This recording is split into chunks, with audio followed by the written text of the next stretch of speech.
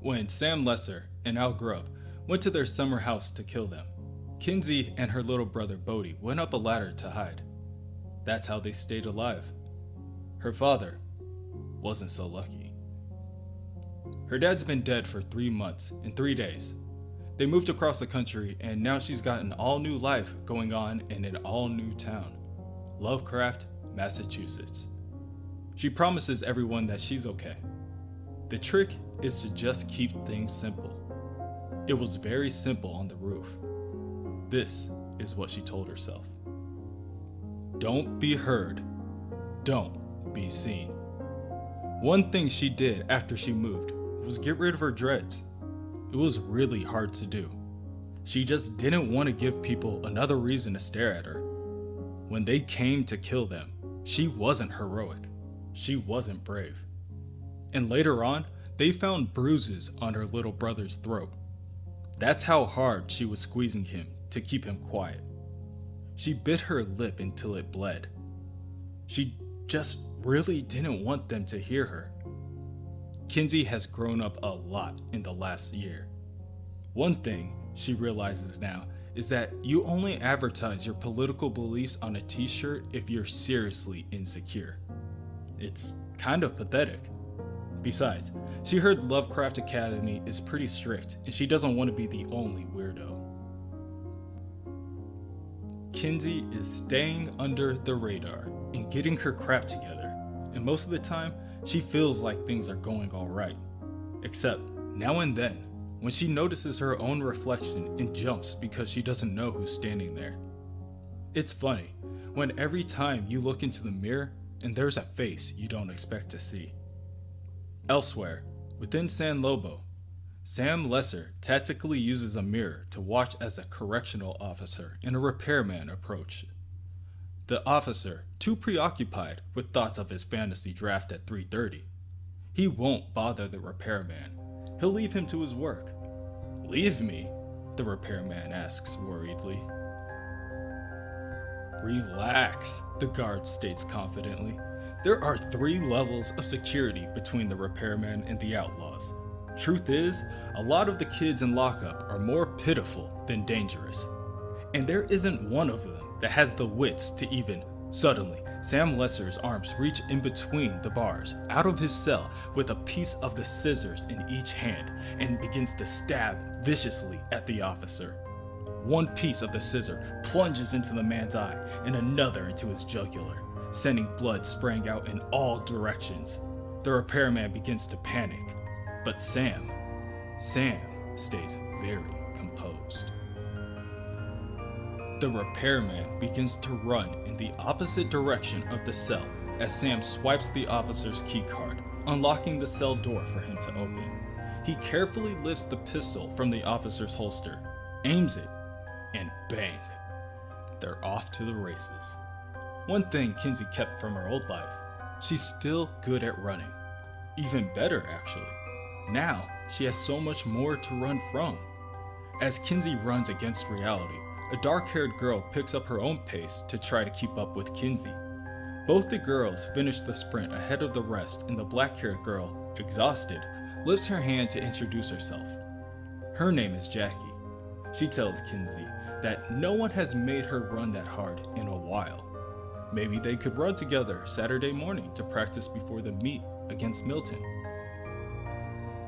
"I'm busy Saturday," Kinsey says quickly as she takes a step back, distancing herself from the other girl. "Okay. What about next Saturday?" "I'm busy that day too.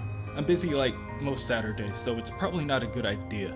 Kinsey begins to walk away, and she knows she made the right decision. They can't run together, because if they did, after they were done running, Jackie would want to talk, and she would ask Kinsey if she ran at her old school, and everything about her old life is off limits.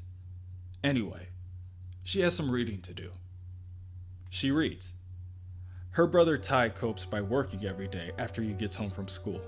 It doesn't matter what it is. He's out mowing, weeding, raking, power washing. A bunch of stupid work. It's honestly probably the best thing for him, Kinsey tells herself. Her little brother, on the other hand, she is worried about. He has had some unhealthy ideas these days. Bodhi drags his sister hand in hand, telling her to just watch, just stand and watch. Her expression says it all. Bodhi is talking about the ghost game again. Bodhi slams the ebony key into the lock and unlocks the door to the side of the house. See, he claims, you open it with the magic key, and then you walk through, and then... Bodhi sticks a single leg out of the door before grabbing onto his chest in what Kinsey could only describe as a cheap imitation of someone getting shot in an old Western movie. Bodhi coughs and retches before he falls to the floor, petrified. Unamused, Kinsey tells her younger brother to get up. But Bodhi continued to lay there, still as before.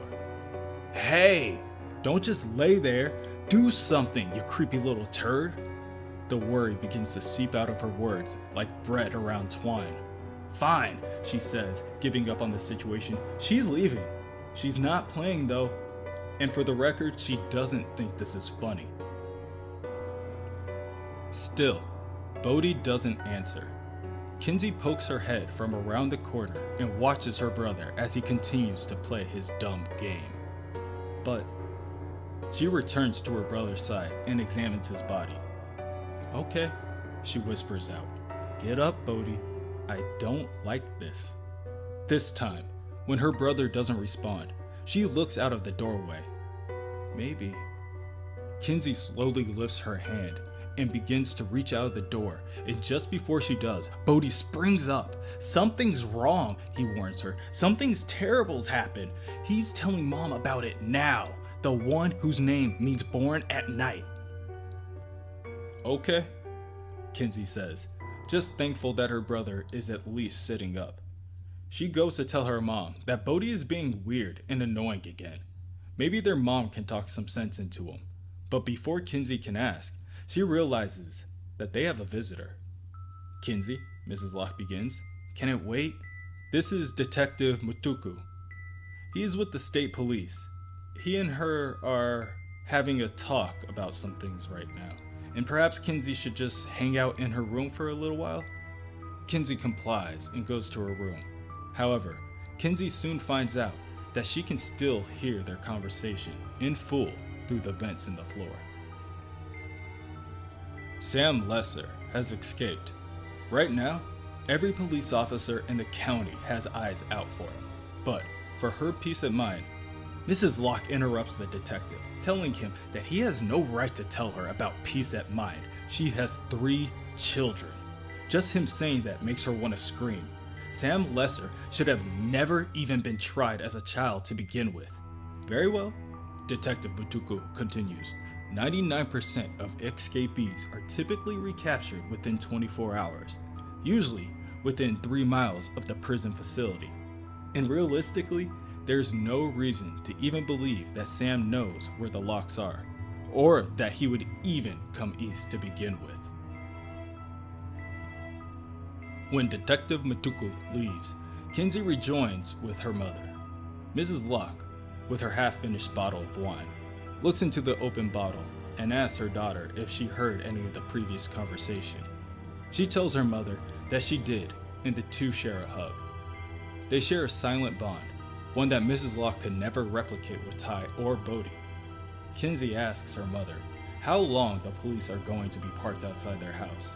It's just for now, her mother assures her. The police don't even think that Sam knows where we are. He knew where the summer house was, Kinsey replies, with her eyes stuck to the floor.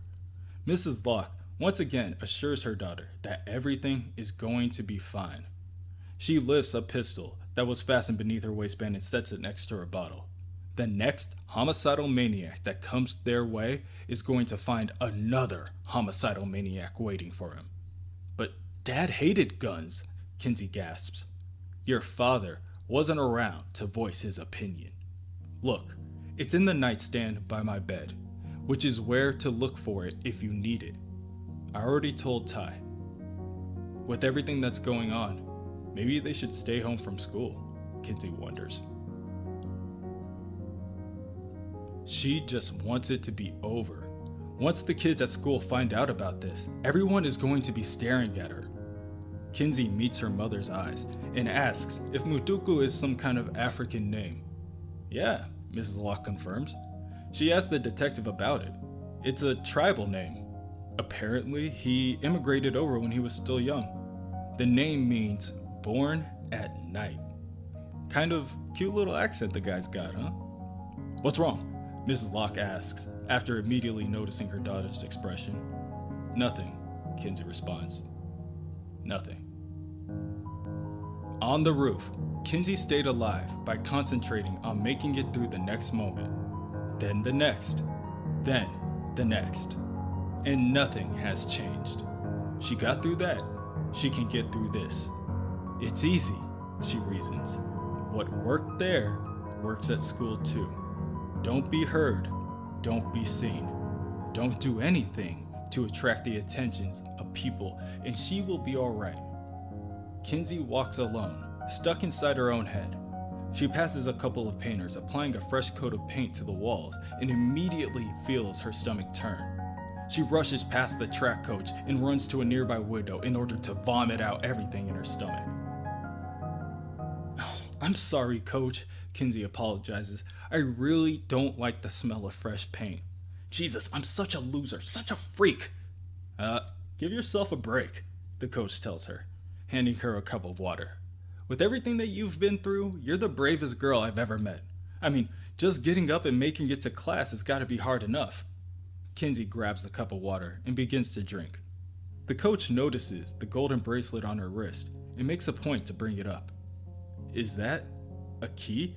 She asks, pointing to one of the engravings in the golden metal. Oh, Kinsey says, yeah, it's like a reminder, believing in yourself is the key to becoming a complete person. If you have the right key, you can unlock any door and it can take you anywhere you want to go. Yada yada yada. Kinsey says, quoting her father. It was super cornball, but, he was my dad. Anyway, thanks, coach. I feel better. When Kinsey leaves the room, the coach waits a while and then she reaches up to grab a book on the bookshelf. It's an old yearbook from 1988, and within it contains a picture of the drama club from that year. From left to right, you have Mark Cho, Lucas Caravaggio, her, Ellie Whedon, Rendell Locke, Kim Topher, Aaron Voss, and one, Professor Joe Ridgway. But the most captivating piece of the photo, to the coach at least, was the golden metal piece resting on Rendell's wrist. Mrs. Locke is there to pick up Kinsey at 2:30, just like she promised. Going home, she looks out the window and she's just about to jump out of her shoes because there's some strange girl looking into the car at her. It takes her a second to realize that it's her. Kinsey thinks to herself that she will probably spend the rest of her life looking out windows for Sam Lesser and jumping at every strange face she sees, whether the police catch him or not. However, she decides she is not going to jump when she sees her own face. She is going to take control. That Saturday, Kinsey goes to see Jackie and asks her, "So, do you want to run?"